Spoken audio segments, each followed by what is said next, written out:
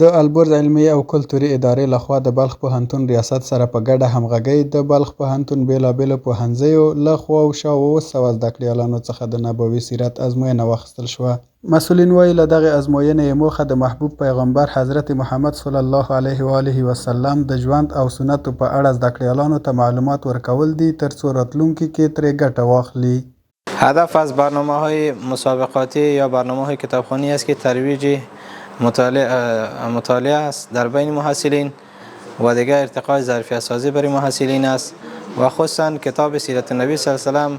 هدف عمده ای است که باید تماما محصلین با سیرت و اخلاق پیامبر صلی الله علیه و سلم دقیق آشنا شوند. د ازموینې ګډونوال خوښ دي چې د علمي ودې او فکري جوړښت لپاره دغه ازموینه په لاره اچول شوې او زیاتوي چې دا ډول ازموینو ته د دوام ورکړل شي.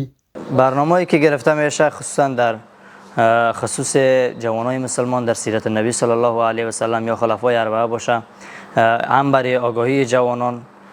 که باید هر جوان مسلمان برش واجب است که درباره سیرت النبی صلی الله علیه و سلمی که ما به عنوان امت نبی کریم صلی الله علیه و سلم طریق سلوک پیغمبر زندگی میکنیم، برای ما لازم است که باید از سیرت نبی صلی الله علیه و سلم بفهمیم. ما در اول از مسئولین خیلی احساس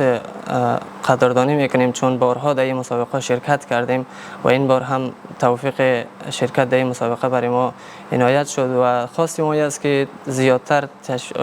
کوشش بکنن این مسابقه زیادتر برگزار شود چون سیرت النبی به عنوان یک علم امروزه باید آموخته شود خصوصا جوانا.